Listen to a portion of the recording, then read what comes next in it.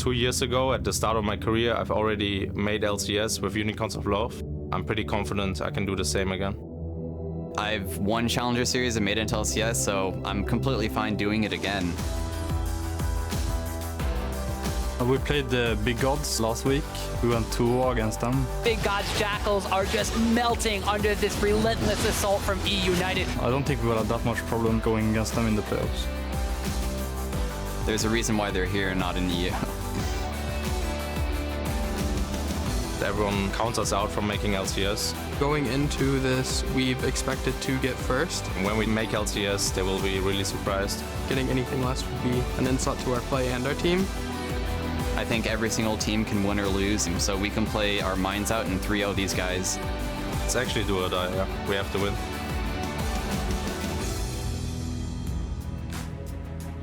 Welcome, ladies and gentlemen, to the second night of the 2017 North American Challenger Spring Playoffs. I am Optimus Tom Sierfoss, and back with me for another evening of playoff league action is Mark Zimmerman. Yep, definitely looking forward to see who will be the second team joining Gold Coin United in the finals, so we get to see that tonight. It's very true. Yesterday, we saw our first night of postseason Challenger action with Gold Coin United taking down Tempo Storm in an unexpected 3-0 sweep. Yeah, I mean, Phoenix still definitely looked like the best mid laner in Challenger so far, had a really dominant series overall, even won some 1v2s, and then Gold Coin United still looks like they need to be a little bit more proactive moving forward. They had leads in a lot of their games, but they didn't really snowball into those kind of massive advantages that you're used to seeing out of a lot of teams. There was even like a brief period of time where we didn't even see a Rengar ult for like 20 minutes in one of the games. So we're looking to see them be a little bit more aggressive in the finals. Yeah, we're looking to see if they can close out games a little bit quicker. We did almost have an hour-long game between them and Tempo Storm, where it was kind of them watching what Tempo Storm was doing and reacting more than really doing anything their own. Right, but at least it wasn't the EU game time lane.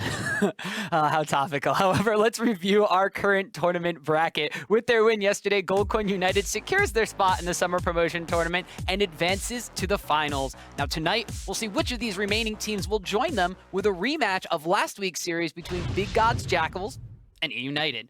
So why don't we take a little bit to kind of set these teams up for a little bit, starting with eUnited. They were a squad that performed extremely well throughout the split, and they were one of the only challenger teams to take multiple 2-0 series against their opposition. Right. One of those 2-0s was actually against Big God Jackals in the last week. They swept them 2-0, and it wasn't necessarily the biggest, most dominating 2-0 sweep that there's ever been, but it was still pretty good to see. Game 1 was relatively close, and then Game 2, despite falling behind a little bit early on, Fox and Gilius were able to bounce back and actually control that game to the point where eventually Fox was being able to split all over the map and kind of destroy them. So we're going to see if either team has adapted coming into this one, but so far it looks like United might be favored a little bit just based off what we saw last week. Yeah, their synergy between their mid lane and jungle was definitely one of the strong points, and even though it was targeted by Big Gods Jackals, they still were able to come out relatively ahead, but that's not anything to take away from the rookies on the eUnited squad either, with Deftly and Licorice putting up huge numbers throughout this entire Challenger split. Yeah, Deftly is the #1 player in the Challenger Series in terms of KDA, so obviously he's doing really well, and then Licorice has performed extremely well in tanks, struggled a little bit earlier on in the season when he was playing some of the more carry champions, and with the meta changing a little bit,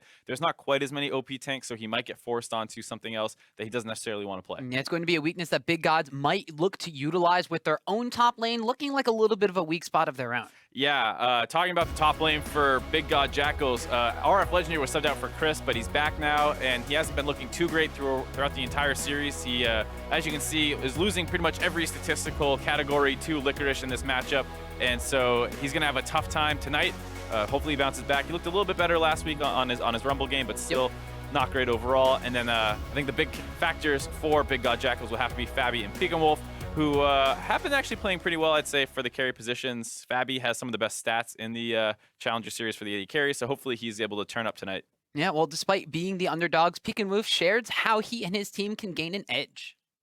Basically, when you're against such an aggressive laner and jungler with Fox and Gilius, when they want to pressure you really hard, most of the time it's because of them having really good early picks or having champions that can push early like Rise or something. So for the upcoming game, we're going to be making sure that I have a pick that I can handle him on, and then me and Wiggly can definitely go and do our own things too. We can be just as aggressive. We just need to make sure that we have the right champions for it.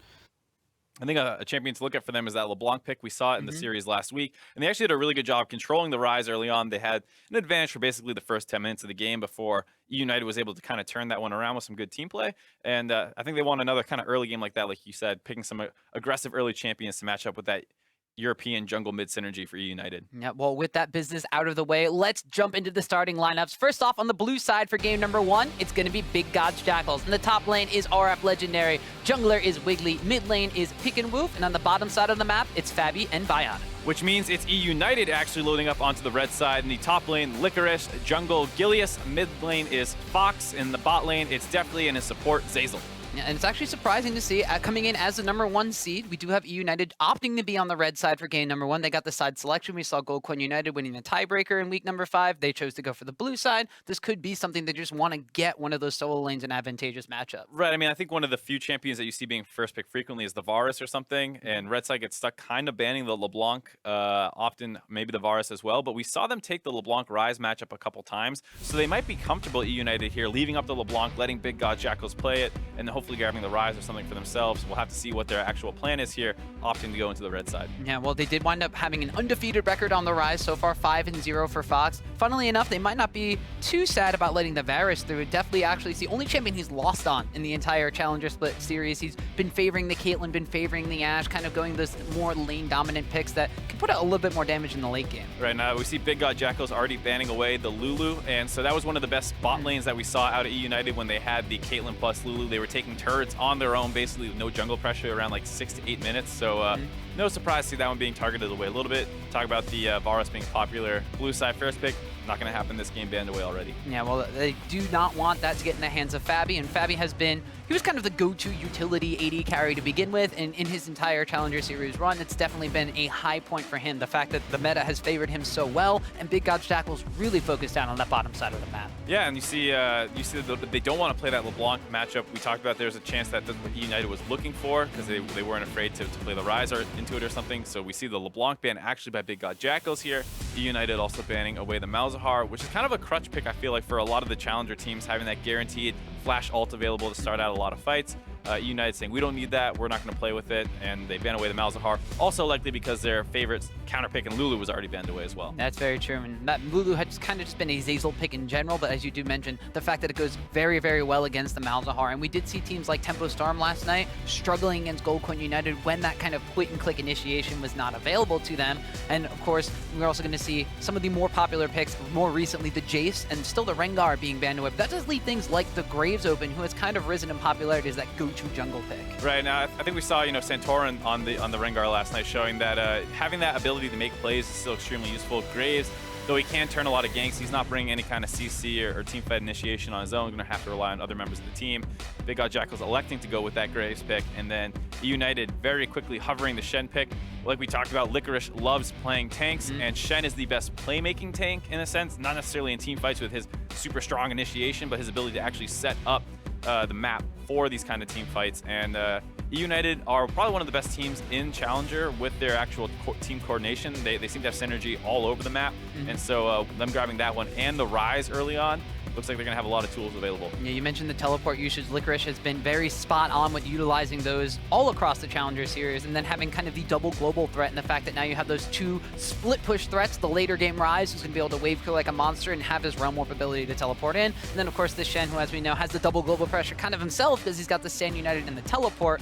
We'll have to see what Big Gods Jackals is going to wind up taking in response, though, because that is a lot of power picks that United have taken multiple times throughout this Challenger Series, just kind of given over. Yeah, I'm a little surprised to see the Rise go over to them that easily. I think that's a pick that they've shown mastery on.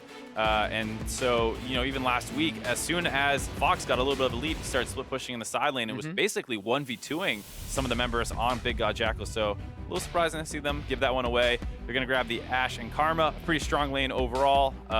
Probably the best initiation available for one of the AD carries, Ashe. And then this Karma basically has become the new OP pick, assuming the Malzahar is banned away. Zyra has dropped off a fair amount. Karma was fine into that one before, and there's no good counter pick matchups. And we see Gilius grabbing the Lee Sin, an aggressive playmaking jungler, hopefully going to be trying to probably snowball the rise. I'm going to take a little guess here. Well, I mean, that is kind of where the established synergy is between Fox and Gilius. And Gilius, although he hasn't had any success on Lee Sin so far this Challenger split, he's lost his only game he's picked it in. This is like his go-to carry-style jungler. People, when he was in the EULCS, whenever he felt he needed to carry the game, God, Gilius would come out and he'd block in the Lee Sin and hard carry a game. Haven't gotten a chance to see that while he's in North American Challenger, but I mean, here we are playing for a spot in the promotion tournament, and the playoff life is on the line. He goes right back to that pick. And it's interesting to see now because there was that kind of desynced first round of the draft phase where eUnited has a mid laner but not an AD carry, and we see Big Gods Jackals having no top or mid laner. So there's a number of picks here that are not synced up. We see eUnited focusing down on both top and mid, of course, because of that. The Rumble ban away, very annoying for Shen to deal with. That's one of the few matchups he really gets pressured hard in. The Orianna ban as well, so that way Pig and Wolf can't grab that one, a champion he's pretty good at. Then we see Big God Jackals, of course, targeting 80 carries because eUnited hasn't grabbed one yet.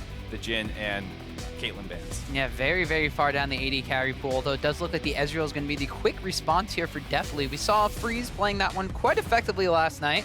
Did a lot of damage. Unfortunately, that was pretty much all it did. It's not the same as some of the other utility picks. Yeah, but we've seen Ezreal's priority kind of going up across the world. LCK has been getting taken earlier on. Other teams are starting to draft it more as well. People are pretty happy with how the pick scales. When you can 1-3-1, it just games take a little bit longer, and Ezreal is probably one of the strongest late game AD carries. So nice to see them grab that one. Caitlyn being another really strong late game AD carry that we've seen definitely very good at pushing its early game advantages. So obviously not too much of a surprise to see Big God Jackals target getting rid of that one over the Ezreal. Yep, but Big Gods Jackals on the flip side are going to lock in their mid lane pickup is going to be the Cassiopeia, and then going with another Shurima-based champion. They're going for the Renekton in the top lane. It's been a very popular pick just in recent weeks of the Challenger Series in and of itself.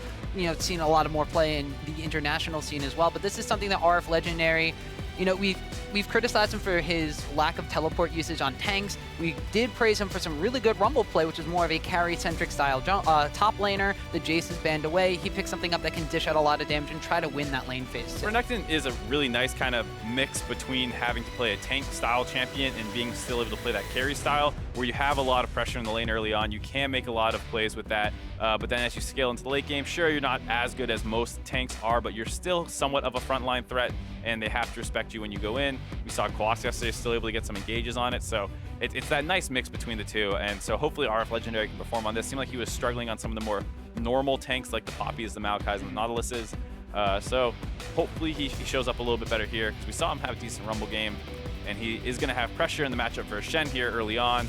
United rounded out their comp with the Soraka, something that also has been going to see a little bit more play in the Challenger Series recently. Yeah, if you're not going to be able to get something that's a little bit more damaging in the bottom lane, you're going to go with something that can keep you sustained and utility-based up. We saw Mad Life playing that one twice yesterday to some great effect for Gold United. They did advance. Yeah, I mean, that's one of the things that people like into Karma, because Karma is so focused on landing a lot of poke and harass in the early laning phase, and sure, Soraka can't quite match the pushing, but she does a great job of negating that harass. So eUnited down a little bit of pressure in a couple of these matchups. Often we see Cassiopeia favor versus Ryze, Renekton favor versus Shen early on, and then Ashe, Karma should have a little bit of an advantage versus the Ezreal Soraka lane. So eUnited down a little bit of pressure in the lanes early on to Big God Jackals, but you can probably say that they have the scaling advantage a little bit. No, Big God Jackals, we did hear from Peek and Woof right before the game started that they wanted to try to get an advantageous matchup in the mid lane. They know that the synergy is there between Gilius and Fox, and they like to play things with a lot of wave clear. We'll see if, now with this Graves and the Cassiopeia pick, if they're going to be able to match that kind of established synergy now that Gilius and Fox have on them.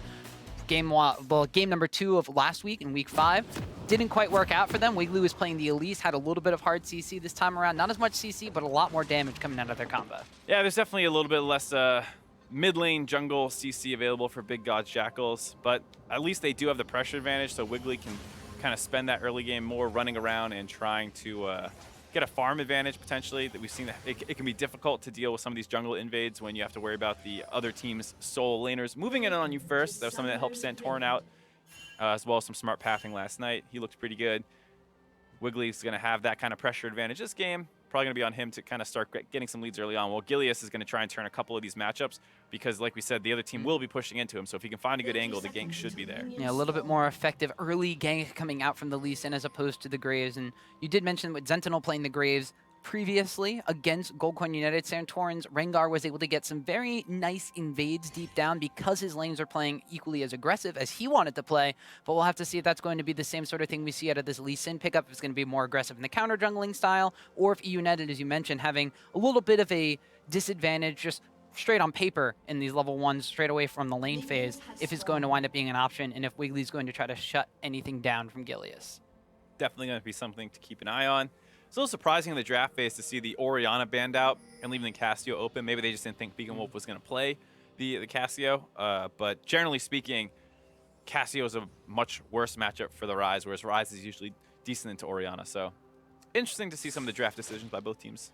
It could have also just been more of a comfort thing. Like maybe they don't necessarily want to play against the Orianna, whose Shockwave could completely turn the fight around. If you shut down the Cassiopeia in lane phase, she will eventually become a late game monster, as we saw Phoenix doing that very early in the game yesterday. But if you're not in that kind of circumstance, the Cassiopeia does take a little bit of time to ramp up. But we'll see where the focus is from both of these teams, as both the junglers starting on the same side of their jungles up on the top side, to see where the action actually gets made out first in this one. Both of these junglers have been known to be a little bit different in their style. Gilius, kind of the hard carry, the very centric, I'm going to play the game my way style jungler, whereas Wiggly's been very vocal about the fact that he is definitely a team player and he wants the coordination to speak from his plays. Right, I think that's something that Big God Jackals wants to focus on a little bit more, is having a couple different styles to go for in the early game and what they want to do. Fabi obviously is an extremely strong player. Sometimes they want to play around him. Sometimes they want to play around Beacon Wolf, whereas on the side of eUnited, it's mostly seen as Licorice holding on the top lane on tanks and joining in the team plays later on. Definitely and Zeyzal doing pretty well in lane on their own, but not getting a ton of help from Gilius unless he's showing up to help finish off a turret or secure some vision control, with most of the ganks really heading towards Fox. Well, speaking of this mid lane matchup, Fox getting a decent amount of trade damage onto Beacon Wolf, but once again the Cassiopeia having a little bit more early game damage than the Ryze before the cooldown reduction pops in for Fox's pick, so getting some equal trade damage over there. You did wind up mentioning on the bottom half of the map here, definitely versus Fabi. We spoke to Fabi in week number 1, and he was kind of a little upset about the fact that he was going to have to play against people like Phoenix and Mad Life and those kinds of guys in the Challenger Series, and wanted to play against some more of the lesser-known players. Definitely in Zeyzal, they are rookies to the NACS. They are brand new picks, definitely himself coming out of the North American Scouting Grounds.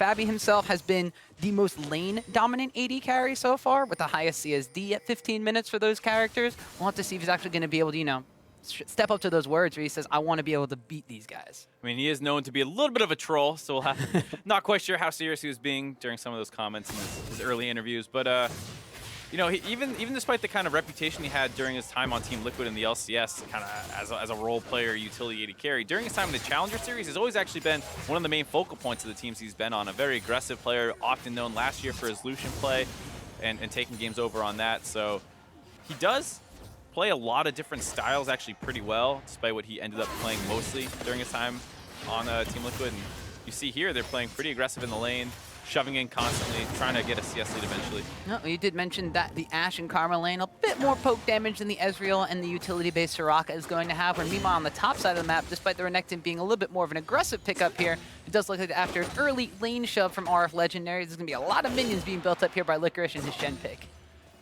Right, it seems like RF Legendary might want to get the early push to have the wave bounce back, because Graves was clearing down to the bot side, doing a full clear from the top side. Knew he wasn't going to have any jungler help.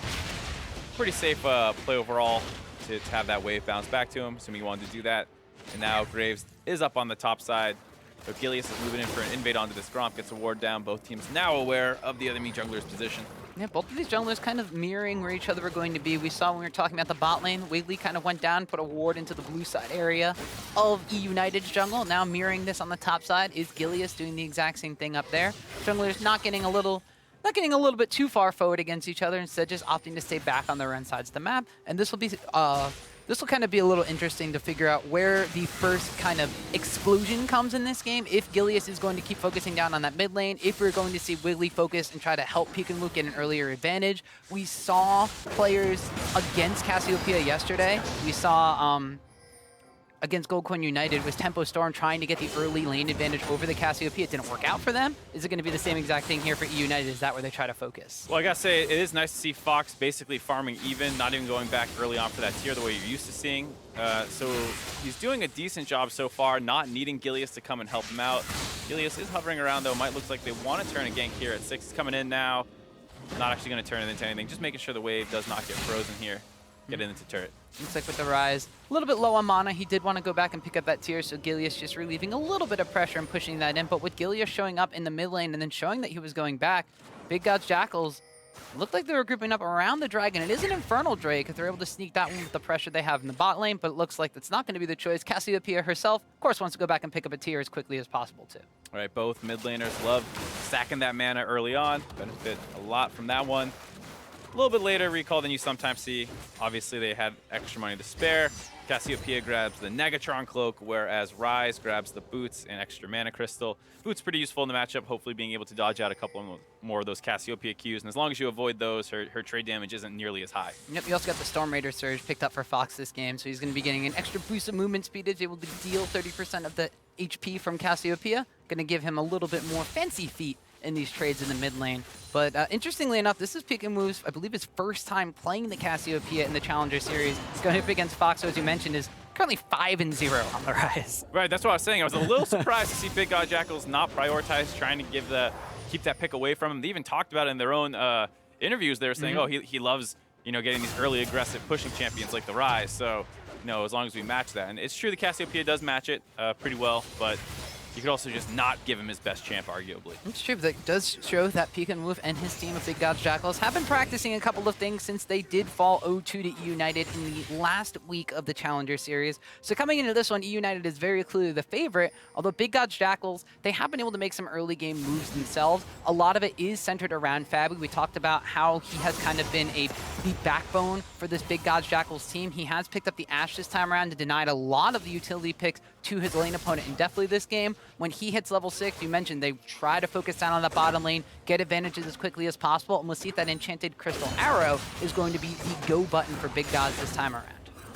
Most likely will be. We talked about how they do have a lot of pressure in their lanes, but not necessarily the most CC. Wiggly mostly focused on getting that kind of early farm advantage. It is tied up right now, but Graves will make better usage of these kind of damage items that he's going to pick up. Becomes another carry threat all on his own, where Lee Sin ends up usually being another frontliner, living and dying kind of in his teamfight contribution through his ability to inset key targets back into his team. And he did mention that most of these lanes going relatively even across the board, and coming out of the pick ban phase, we said that Big Gods Jackals did have a little bit of lane advantages, though they haven't necessarily utilized them as of quite yet, but everybody just coming up and hitting level 6, meaning that they have their ultimate abilities available. RF Legendaries, Renekton, of course, is going to have the Dominus, which could be a thing to turn around some fights against Licorice's Shen, although Licorice himself has gone back, picked up some early Ninja Tabby, which have been a very effective item against these compositions that have very heavy AD. 3 separate AD characters themselves picked up here for Big God Jackals. He really doesn't need to worry about that match resistance until he starts matching up against the Cassiopeia. That's definitely not going to happen too early on, so nice pickup to grab for him there, helping get some good trades against Renekton. Renekton does have a decent amount of sustain and has the push advantage, so usually doesn't have to worry about losing the trades as long as it's not going heavily against him. Meanwhile, mid lane matchup here, Fox actually going back, turning that early second Sapphire Crystal into his Catalyst Protector, so he's going to be getting kind of the core pair of items for Rise online fairly quickly in this matchup. Actually has not opted to go pick up for that Realm Warp. We have seen him, as other Rises across the world, going from waiting for that ultimate until he hits level 10 and immediately upgrading it again for a second level at level 11. Right, it basically comes down to how likely do you think that you can make a play with it? And given that he's against a Cassiopeia, not a great matchup, mostly been stuck in his own lane, farming, hard to get out of lane and maybe get a dive off. Bot lane's been pushed in for a lot too, so electing to go for skills that will help him deal with the Cassiopeia in lane rather than maybe try and make something happen on the map. So far, the only real things happening on the map have been a little bit of vision control around each other's buff area. It does look like that Big Gods Jackals getting a small vision advantage in the bottom side of the map. Actually, I say a small vision advantage, but after that invade there by Biano and Wiggly, they got about 4 wards down in that blue buff area from Gilius, and I don't know if it's been a symptom of the great ward coverage coming out from Big Gods Jackals or not, but Gilius has not been effective on this Lee Sin pick, as now he has to try to come in here and help out Fox. The Stand United and the Flash being used there from Gilius. He is going to wind up going back in on the Pikamu as he lands the Sonic Blade Resonating Strike. So he does wind up trading Summoner for Summoner, but that's one of the globals in the Shen ultimate down. Yeah, well, Shen already uses teleport to get back into lane. Now he has gone down defensively, trying to help Fox, who was a little caught off in that mid lane. Had to blow his flash as well. Gilius losing his flash. Buys time for RF Legendary to push in the top lane turret as eUnited groups up around mid, trying to use their health advantage with Soraka sustaining the rest of eUnited up. But not actually going to be able to get anything off it as Licorice returns up to the top lane and gets chunked out right away by RF Legendary, falling a little bit behind this matchup. Yeah, well, Licorice did have to make his presence known mid lane, so he has not been able to CS as much as RF does, but RF just showing him who the boss is in the early lane phase so far. But as soon as Big Gods Jackals back away from that play in the mid lane, looks like the eUnited are going to immediately respond here. Gilius did not wind up having to go back after the little tussle in the river, and because of the Soraka pickup, being able to sustain him up nice and healthy, they get the first dragon of the game. Right, I mean, a little delayed the payoff from that Shen ultimate, but if you're going to talk about using a Shen ultimate just to get an Infernal Dragon, I think most teams would be happy with that, so eUnited coming out a little bit ahead there. They are down almost 1,000 gold just through laning advantages, going over to Big God Jackal. And RF Legendary did get a lot of damage down that turret as well, so we're going to have to see if they're able to use that anyway, maybe move the Graves up there, try and get that turret down to sitting at around half health now. Well, they will have just about 30 seconds or so worth of teleport advantage, although the teleport usage from RF Legendary has kind of been one of the Achilles heels of Big Gods Jackals, even though he has had some very good performances when he's playing the carry top laners. His Fiora wound up picking up a win. He had a win when he was playing the Camille, even though it wasn't the prettiest victory for Big Gods Jackals. His Rumble, while he did lose, put out a lot of damage, but we'll have to see if they wind up utilizing any of these teleport plays. As Wiggly looks like he gets caught out here by Fox, using the collateral damage, gets a good amount of splashdown onto Gilius. Enchanted Crystal Arrow flying just a little bit too low to lock anybody up, and the duo from eUnited back away. Pretty dangerous, despite the fact that eUnited looked like they were winning the trade a little bit. Renekton was roaming down. They had to be careful there. You saw the Ash Arrow just swing wide. If that one had connected, they might have been able to pick up first blood. Ends up with both teams disengaging, not much done. Though it's nice to see that RF Legendary is starting to move around the map now with that map pressure that he has. If he's able to swing mid, maybe get some kind of a stun onto the Rise, who has no flash. Does have Cleanse available, but as long as you get that stun and set up the Cassiopeia W, then he's not going to be able to get away. Yeah, seeing how this Renekton is going to be able to transfer his lane presence. Actually, talking about the mid lane here, as Big will get locks up there. Does wind up using the Paralyzing Gaze, but it's dodged out by Fox. Gilius not going to land the Sonic Wave, so no Resonating Strike will follow. Pick and Move just slithers away. Good try on the gank attempt. Cassiopeia did have that move speed buff from the Q landing, so a little harder to land the Resonating Strike onto her. Able to slither out of there, but the pressure is still on in the mid lane turret. Fox and Gilius, we talk about the jungle mid synergy of the European players. Has to burn the Cleanse there, as is Heckin' Wolf, as he's going to wind up walking away from that Rune Prison. Did not want to get Dove in that circumstance. Did have Wiggly on the backside to help him clear this wave out.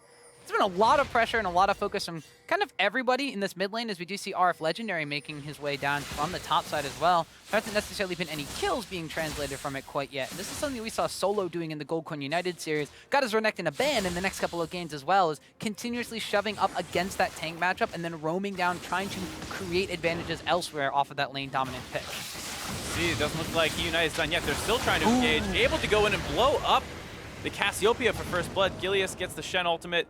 Doesn't finish channeling. Looks like that was interrupted by RF Legendary. But you get to see the Soraka heal come in there as well.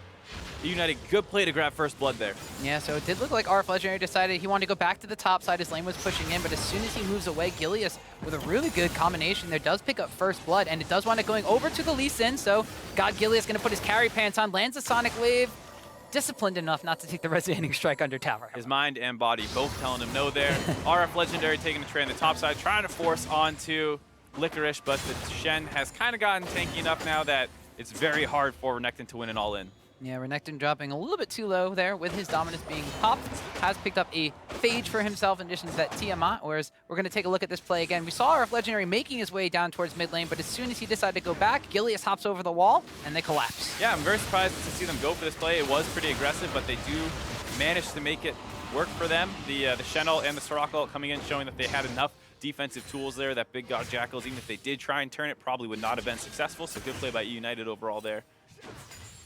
In a relatively slow game, good to see them find plays somewhere around the mid lane. And like we said, this is kind of their play style. This is how they do it. Licorice up on the top side all on his own, left on an island. Definitely in Zazel, mostly the same way, doing fine in lane. Down just 5 CS, nothing major. And then Gilius making repeated trips to the mid lane. Whereas on the side of Big Gods Jackals, you know, the lane that has been doing the best for them has kind of been that bottom side matchup for Fabi. As you mentioned, a slight CS advantage in their favor. They continuously have some trade pressure, and Fabi has unsuccessfully shot a couple of Ash arrows up towards the other parts of the map to try to get things underway. The most impressive part it has to be is maybe it is because Licorice is continuously moving around the map utilizing that Shen Stand United. RF Legendary does have a slight, was 10, now going more into the 5 CS category advantage over his top lane opponent, who's already picked up his Tiamat and has a Black Cleaver as well. Right, and talking about some of the itemization, Big God Jackals does not have a heal, or I mean Ignite anywhere, and they also did not grab a Morellonomicon right away onto Pekin Wolf, so they don't have any way to cut into the potential healing coming in from Zazel. Need to be a little careful because that gets very annoying later in the game if you don't have any way to deal with that. Someone other than Fabi will have to, though. They open up on the Pekin Wolf again. Yeah, the flash kick and then the roam up from Zazel means that Cassiopeia is not going to be able to do anything. Silenced and locked up. That's another kill going over to Gilius' Lee Sin, and it translates into a first tower for eUnited as well. Really nice combination there by Fox, Gilius, and definitely starts off with Gilius getting the kick right into Zazel, who's able to land the Soraka E to silence any kind of follow-up, and they just convert that into an easy kill and turret. Normally you don't see a Soraka roam like that, but it was quite effective. I mean, the Soraka roam's usually used defensively. She runs up there after a trade as they flash in onto Wiggly. Fox getting very pushy in the mid lane, flashes forward, winds up burning the dash and the flash from Wiggly as well, and that's actually going to be translated into a second tower. Big Gods Jackals not pulling away their bottom lane, not pulling away their top lane, not wanting to defend, and they lose 2 in the mid lane.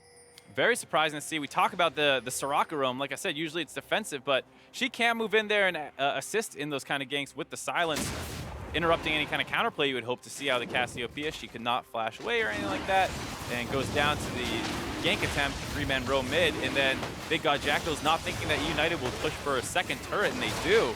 They grab that one, and that also leads to their second Drake of the game, going to grab this Ocean Dragon, Cloud Dragon coming up next. It's kind of like one of those scenes in a movie where they all waited on the side of the Blasco and the explosion goes and they jump over the wall. And then there's a dragon they have to kill.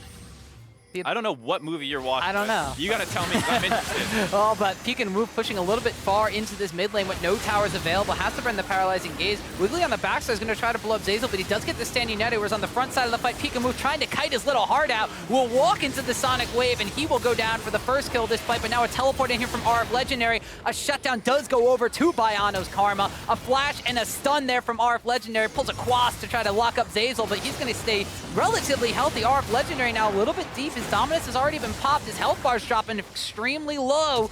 Dominance is gone. A flash forward and one auto attack from Definitely will seal the deal. Now Big Gods Jackals have to turn tail and run from this one. A taunt flash from Licorice locks up Fabi, and they will take down another kill. Almost good enough for Big God Jackals to be able to turn that one. Pekin Wolf did a really good job kiting out in the 2v1 versus Gilius and Fox, which is eventually able to get turned around for a kill, but despite the fact that they landed the Ash Arrow onto Soraka, she stays alive through the fight, able to start topping members off, and then when the TPs come in, they're able to finish them off. Starts out with them opening up on the Pekin Wolf. Going to be kind of 2 ways to look at this fight. You can watch Pekin Wolf try and kite out the 1v2, or you can watch Zazel run away from the Graves here. You think that maybe they should have targeted back onto Zazel, who's going to start running in here getting those heals, like I said. You see the Soraka running around in the middle of the fight, no one focusing her down. Think's a little bit of a misplay there by Big God Jackals. No one focusing her down until that flash stun there from RF Legendary, but she was the focus of the fight from the backside of Big Gods Jackals to begin with, and without taking out that utility chase champion, you mentioned already, no Morellonomicon, no Executioner's Calling picked up yet, being able to keep everybody from the side of eUnited alive, save for Gilius, who they do wind up picking up a kill on, but then they flash, still available for Licorice, taunts across, locks down Fabi, and it's a 3-for-1. Not a bad play there by Licorice. We've seen a lot of people struggle with those kind of flash taunts. Connects onto that one, picks up the last kill of the fight onto Fabi. Overall, well fought. You see a lot of damage dropped by every single member on Big Gods Jackals, but that's kind of the problem when you're up against the Soraka. You have to find a lot of bursts onto a single person, not spread out damage like they kind of had in that fight. Yeah, so now it's going to wind up being Big Gods Jackals a bit on the back foot after having some early lane advantages. They're not going to be able to transition them properly, as Gilius actually going to go toe-to-toe with RF Legendary. The dominance does get popped. Gilius knows he can't quite take that resonating strike, and ooh, the True Shot Barrage, just barely not enough damage. And you see United opening up with their 1-3-1. They tend to run this all the time, especially when they get that Rise pick. This is something Big God Jackals struggled to punish in Game 2 last week. Every time they made a move onto Fox, he was able to basically turn it or buy enough time for United to collapse. And now you see Big God Jackals with that much vision control. They're going to allow eUnited to open up on this Baron, but they do spot it out with the blue trinket there. But doesn't look like they're in room to actually collapse onto this. Well, Fabi's going to start it off with an arrow, but Bayano's the only one who shows up to the fight, and it's going to be eUnited getting the Baron buff. And oh, they left Deathly. Deathly, oh no, you're all by yourself. But over the wall, they do have a Soraka trying to keep Deathly alive for as long as possible to his arcane shift to come back up. The Wish is being popped, and they keep them alive long enough. Wiggly went behind to try to fight everybody, but he had no team. The Petrifying Gaze goes across, and they are going to want it re-engaging on the peak, and Gilius goes deep, picks up a kill. Deathly himself getting a kill in that fight after not going down. It's 2 more for Fox, and off the back of a very risky Baron call, eUnited, they wind up taking the fight. I don't know if they're quite done yet. Licorice, taunt available over the wall, locks up Wiggly. The shield is there from Bayano, but it's going to be Wiggly going down. Altogether, 4 kills for eUnited. eUnited grabs 4 kills. They grab the wave in the mid lane. They keep pushing up. Looks like they're going to be able to grab their first inhibitor turret of the match as well. A huge play just 20 minutes into the game, essentially 21 minutes they make that decision, and was a little scary there when Definitely missed the rise. Realm Warp get over the wall with the rest of his team, but you see one of the strengths of Ezreal hit a couple Qs, get that E back up. You had Soraka topping him off to make sure that he didn't go down. Big God Jackals not doing a great job focusing him, and now they're trying to end the game already. eUnited going super aggressive, and they've already taken down Fabi. Arf Legendary will trade 1 kill back for themselves, and it looks like eUnited, they've got a little bit too excited here. They're going to have to back away from this. That's just one of those times where you're like, I can do this. It's the warning where it's like, you know, Gilius showing that he has the Lee Sin mastery. He will kill Fabi at any chance he gets. Doesn't matter if there's 2 Nexus turrets and the enemy team respawning. He's going to land that insect and get it down. But Bayano taking a ton of damage from Fox. It's going to be Zazel actually finishing off with the Silence Field. The kill from Soraka right there. It's kill secure. It's not a kill steal. Yeah, that's a kill secure. Soraka loves getting those kills, helps her, you know, snowball out of control. Soraka being an extremely aggressive champion. 2-0 and 7 Soraka, already more kill participation, an equal number of kills as her AD carry. That's why he got left over the wall. Yeah, in no way is it influenced by the fact that you have a global team heal. Or the fact that she roamed mid lane and wound up picking up kills in that fight. There's a lot of reasons why the Soraka has a better score, but still, eUnited all across the board, 11 kills to 2. Demonstrating that by 2-0ing Big Gods Jackals in week number 5, that was just no one-off fluke. They're here to play, and they're here to try to make it to the promotion tournament. Yeah, and you can see that they're not even done, despite the fact that they ran down mid lane, grabbed that inhibitor. Fox still hasn't reset after all of that. He's going to have a ton of gold he must be sitting on right now. And in the meantime, we saw Shen, Licorice able to take down that top outer turret. Now he's joined up by the rest of his team trying to keep pushing. It's something you don't see every single... There's Gilius with his taunt right there. But it's not something you see every day. When the first 3 towers of the game are not the outer 3, it was all 3 mid lane towers and the inhibitor. They still were taking these outer towers on the map with this Baron buff. That's going to be a massive advantage already. 10,000 gold in the lead, 23.5 minutes in. I don't know exactly where you kind of classify different sorts of gold leads and the amount of like difficulty it is to get them, but I think this kind of classifies as a bit of a stomp. I would definitely call this a big lead, and I would definitely want to see what this Baron power play was. I mean, they blew this game wide open off the back of that one.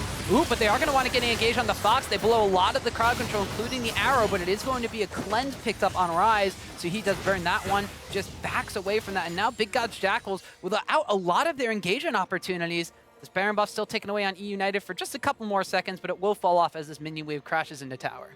I've been told that the biggest lead at this time was 14K, so not too far behind for eUnited.